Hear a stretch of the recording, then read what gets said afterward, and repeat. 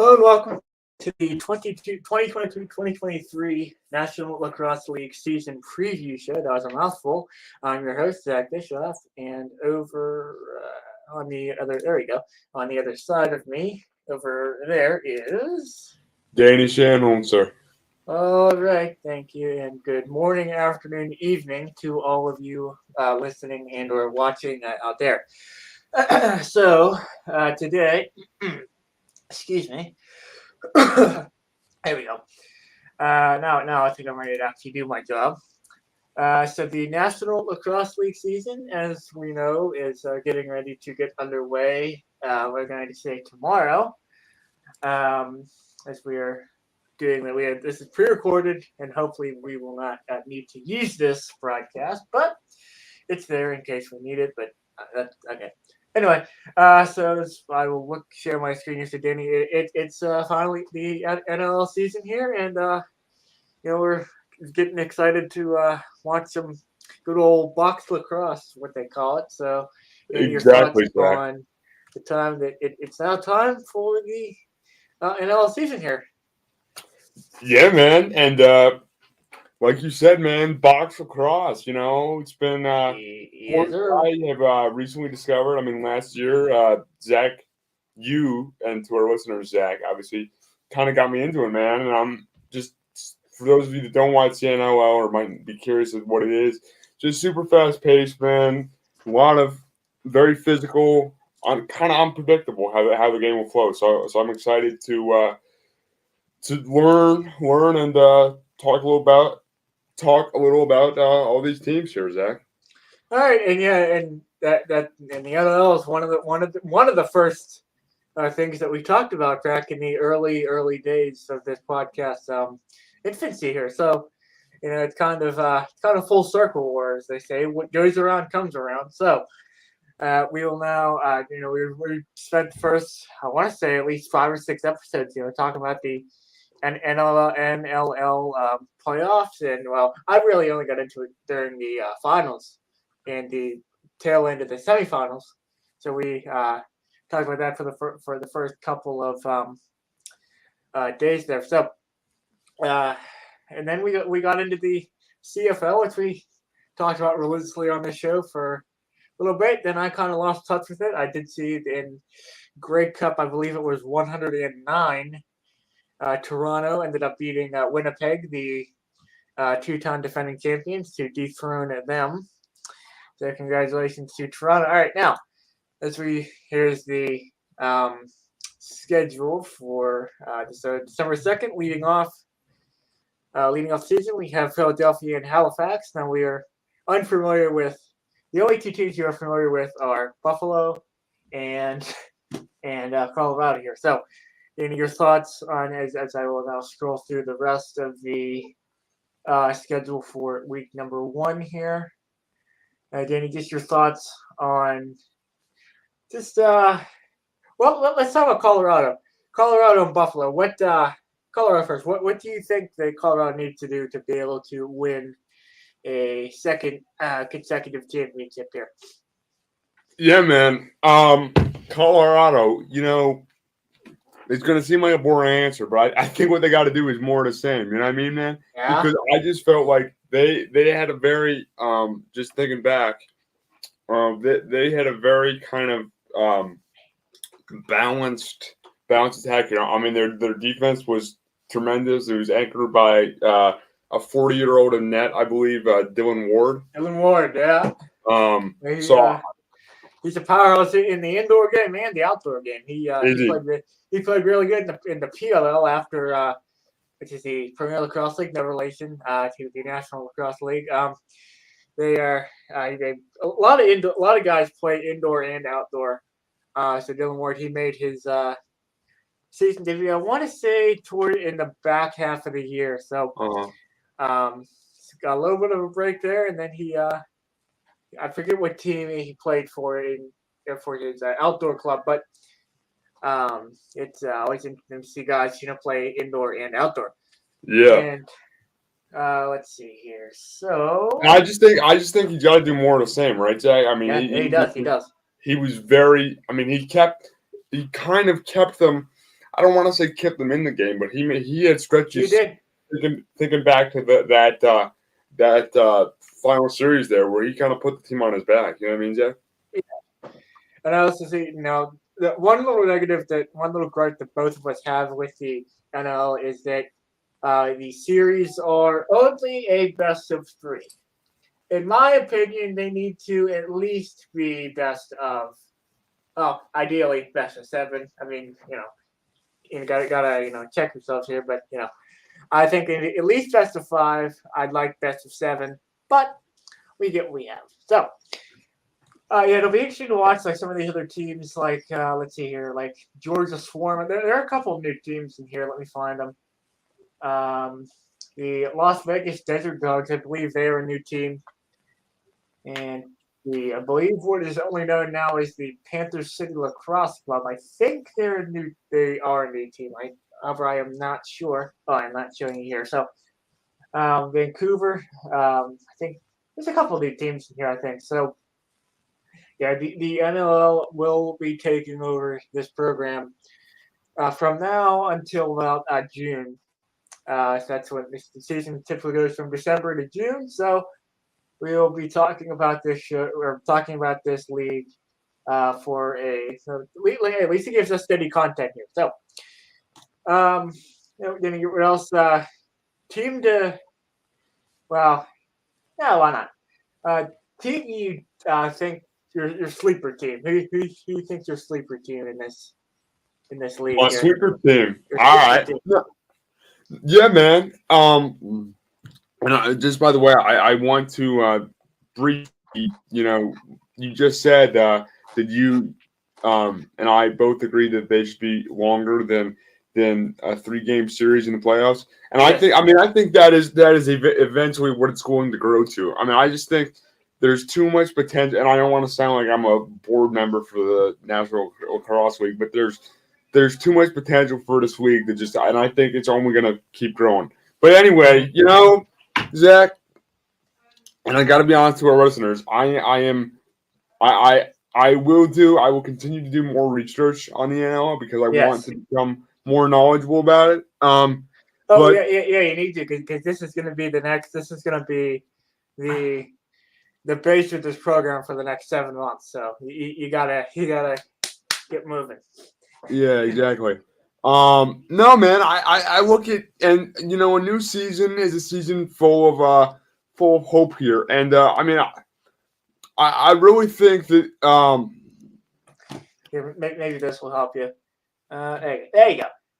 So this is the 21-22 regular season standings here. So let's look here.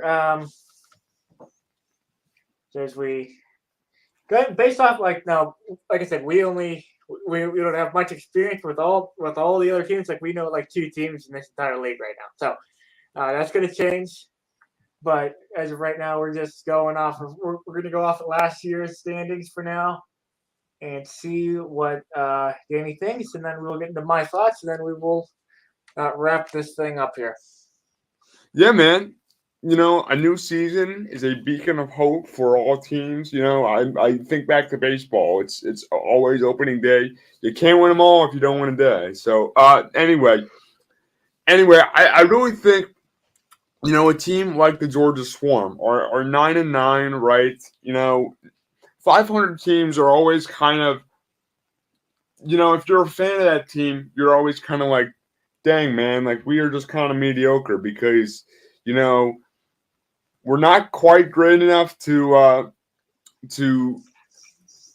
absolutely dominate this league, but we don't stink, so we can't get a lottery draft pick. I mean, that's thinking back to the NFL here. I mean, that's I believe what the Steelers are going to do. They're going to finish 7-10, and we're going to be a middle of the pack. We're going to have a middle of the pack draft pick. But I think, Georgia Swarm, right? It's clear from the record they did some things right here. So I think that the Georgia Swarm is going to be my pick to make a run here and kind of be my dark horse. All right, now I'm going to make this harder. Your sleeper team from the West. From the West. They're oh boy, here, Zach. Oh boy. So the Colorado Mammoth, it's interesting.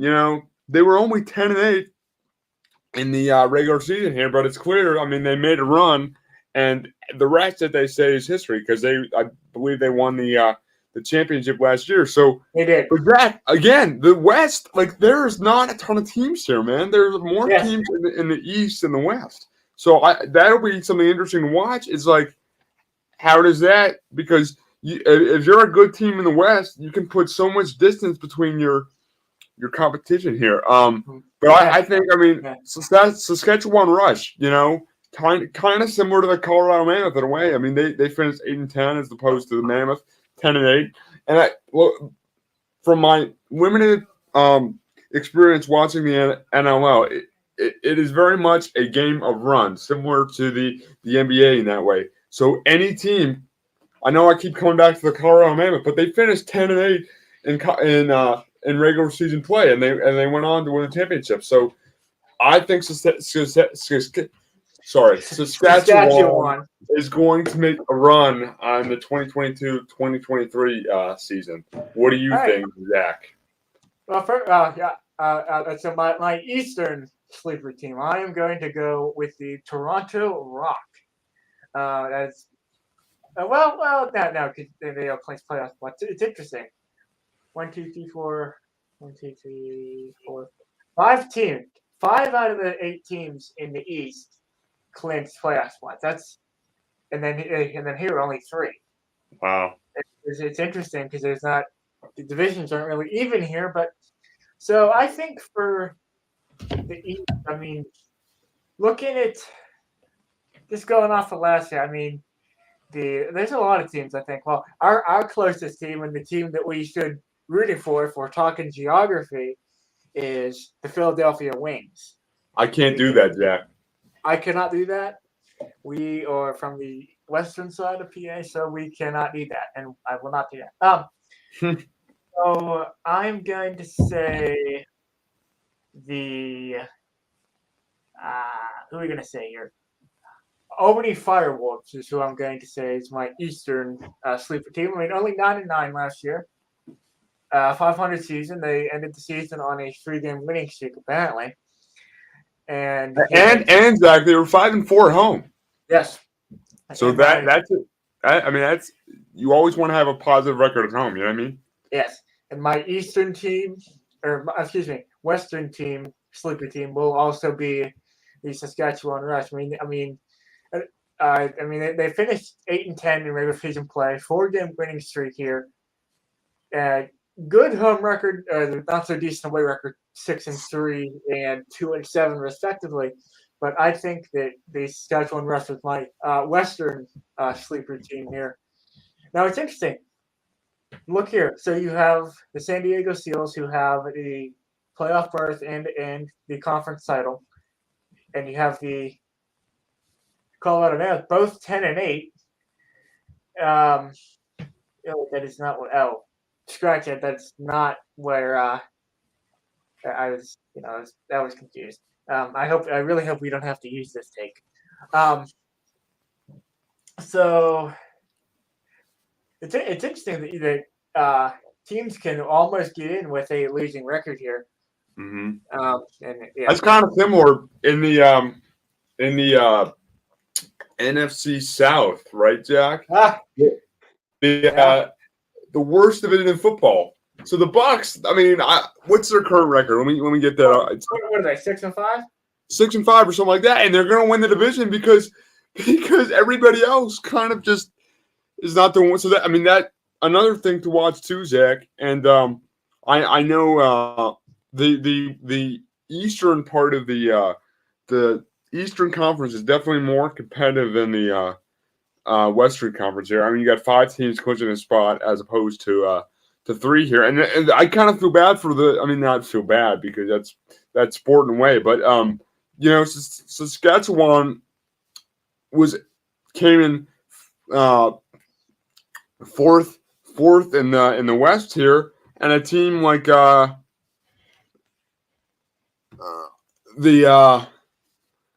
team similar to like the New York Riptide. I mean, they went 6-12, which isn't as good as 8-10, obviously, but they got to play against tougher competition, probably more. just because of their conference schedule. Yeah. Yeah, it will be it'll be interesting to watch the NLL season here, and we will be sure to provide you all updates on the show, and as well as as I cannot find my mouse cursor, there it is, and on the show, and also on our Twitter page, which is will be right down there. ATS pod underscore official. Yes.